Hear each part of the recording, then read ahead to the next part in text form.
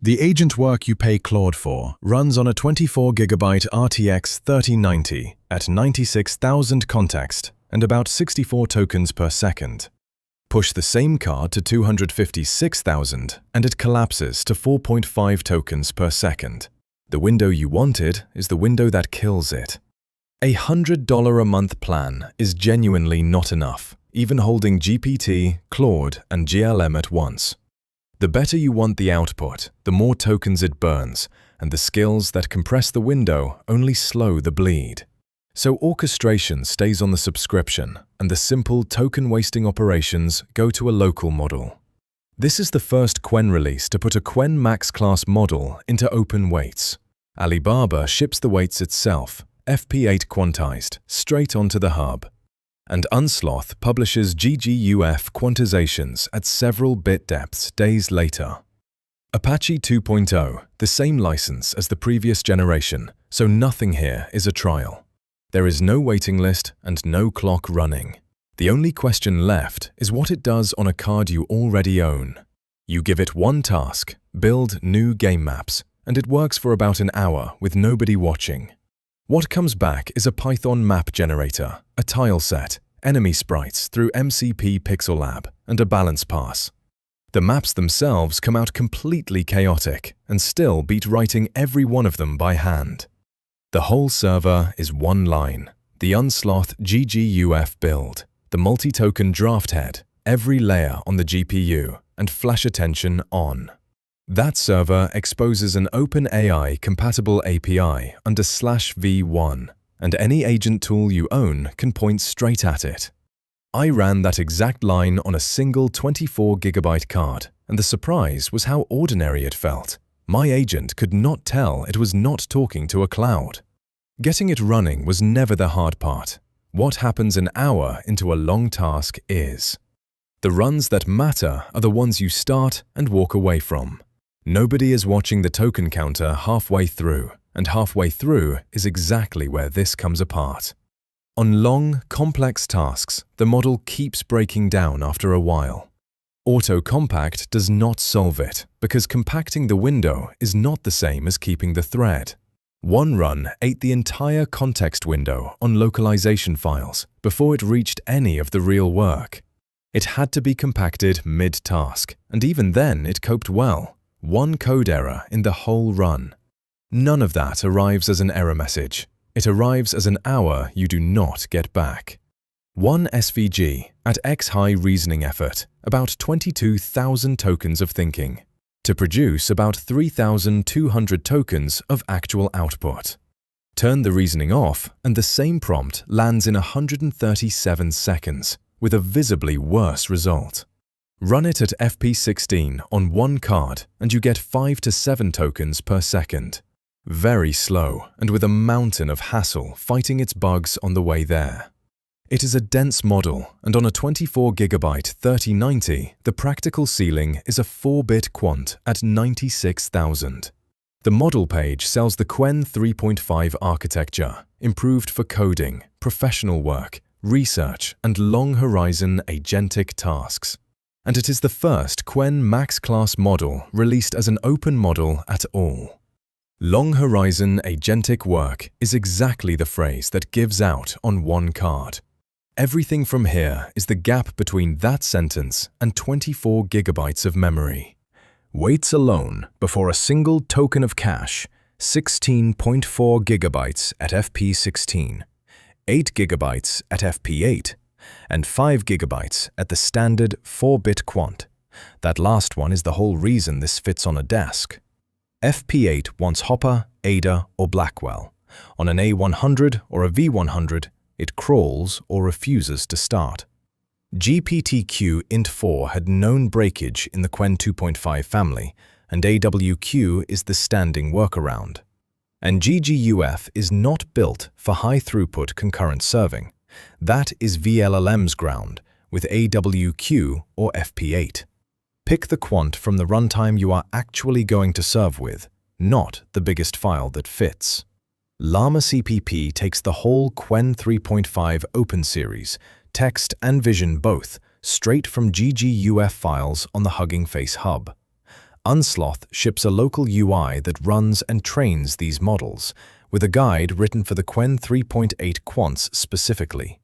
Their dynamic quants hold within 0 to 5% eval degradation down to 3-bit class, but the file you download is only half of it. Same AWQ weights, default kernel, about 68 tokens per second. The same weights under the Marlin kernel, about 740 tokens per second. Nothing about the model changed. You were leaving nearly 11 times the throughput on the floor because of a flag.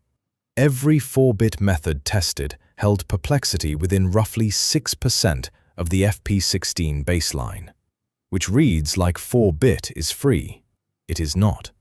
GPTQ drops code generation to about 46% pass at 1, roughly 10% under baseline. Same weights, one RTX 3090. EXL2 puts out 85% more tokens per second than llama.cpp, and 147% more than Transformer's built-in on-the-fly loader. The file on disk was identical in all three, so the number you should trust is the one you measured yourself.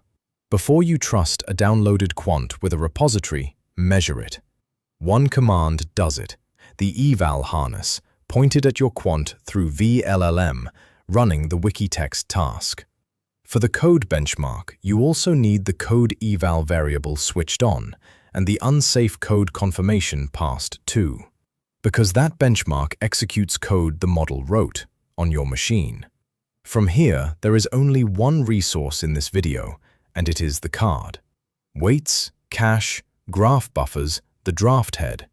Every one of them is spent out of the same pool, and when it runs out, it does not degrade. It stops. The cache is where the money actually is. 8-bit on K and V roughly halves what the context costs at minimal quality impact. 4-bit cuts it to a third, and that one you can feel. In the 32,000 token example that is about 3 gigabytes back, enough to double the context to 64,000. Or you spend the same 3 gigabytes on a larger, more capable model on hardware you already own. Two flags do it, the key cache type and the value cache type, both dropped to 4-bit. With those set, the 256,000 token KV cache of all 16 full attention layers comes to about 4.25 gigabytes before allocator overhead. During the full fill that left roughly 515 megabytes of physical margin on the card. The cache is cheap at that price. What is not obvious is that K and V do not deserve the same treatment. K carries the accuracy in a way V does not, so squeezing K hurts answer quality more than squeezing V ever does.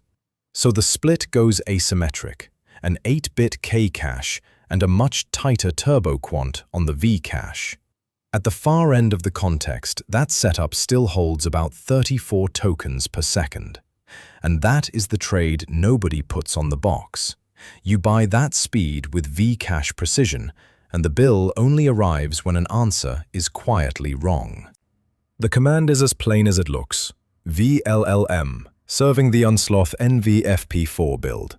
A 32 GB RTX 5090 is 31.4 GB usable, and NVFP4 only fits there with CUDA graphs disabled. Leave eager execution off and startup dies during CUDA graph capture, trying to allocate 784 megabytes it does not have.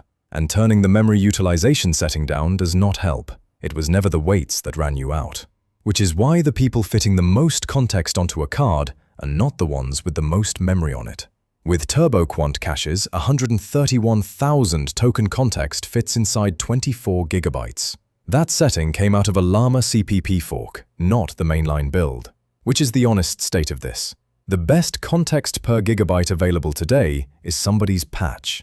An FP4 KV cache holds 3.56 times the tokens of a BF16 one, and 1.78 times the tokens of FP8. Same card, same weights. The cache format alone decides how much history you get to keep. The cache DHCP is one launch flag, The sglang server with the KV cache dictates named on the command line. The block size, though, is not the one the spec says.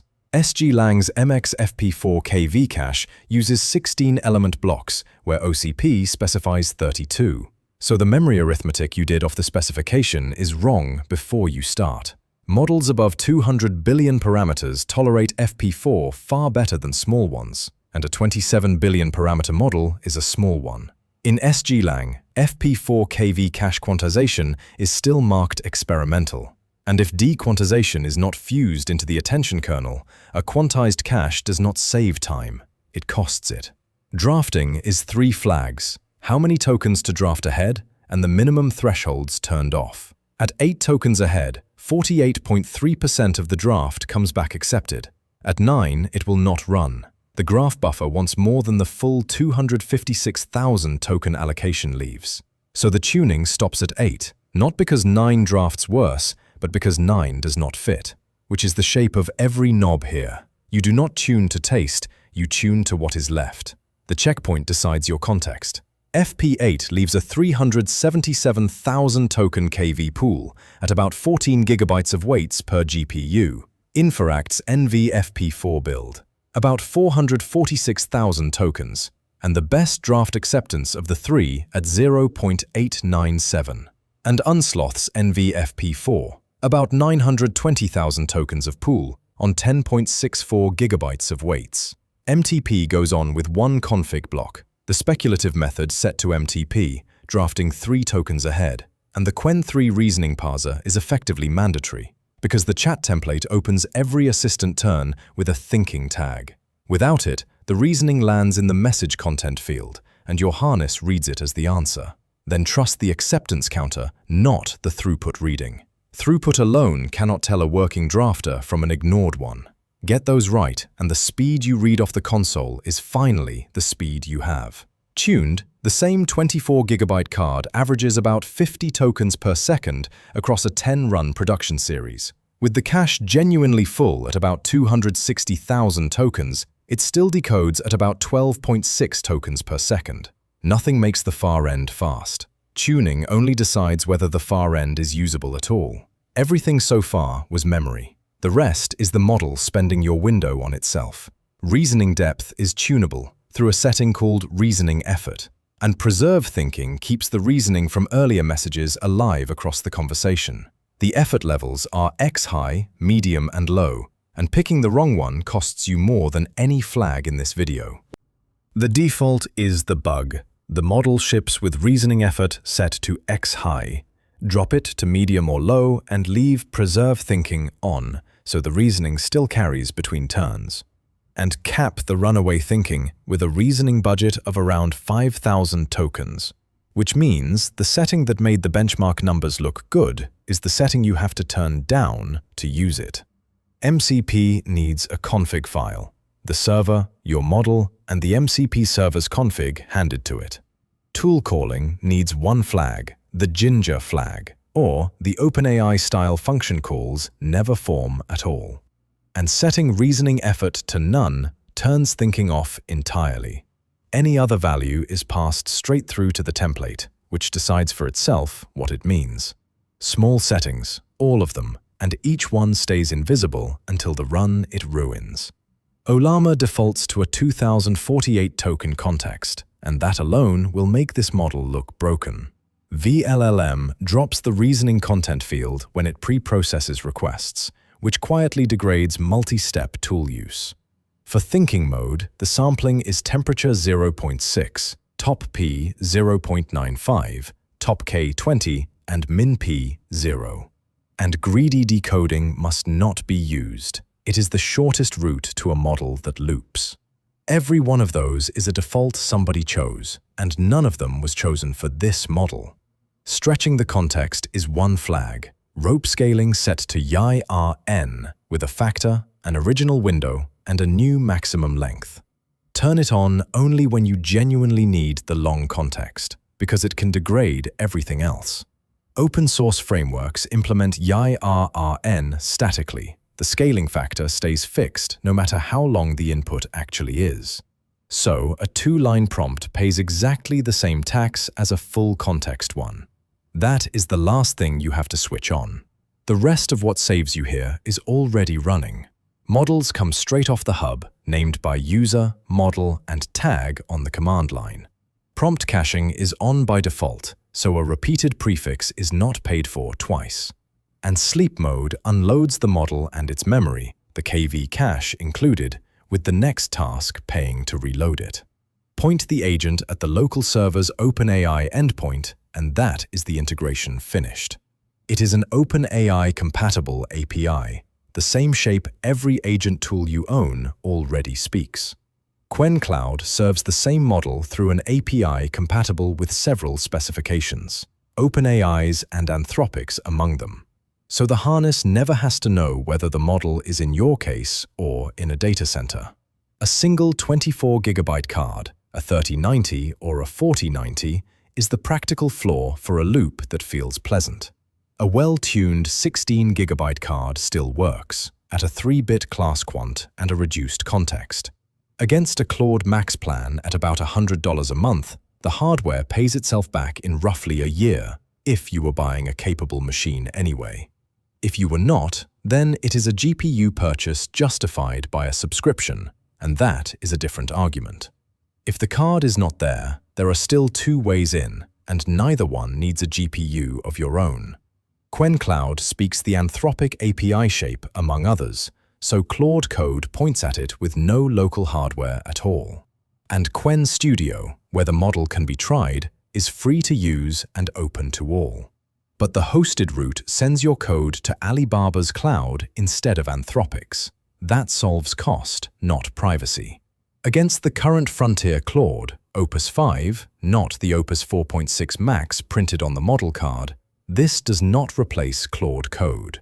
Claude keeps a real edge on terminal-driven autonomy, repo-scale reasoning under anti-gaming conditions, and hard novel problems. And it is faster with no tuning tax. Architecture, ambiguous specs, long unattended multi-hour runs, and expensive debugging sessions stay there. What is left is an execution layer, and you can have it running before this hour is out. Start the server on whatever card you own, point one agent at it, and hand it the boring half of tomorrow.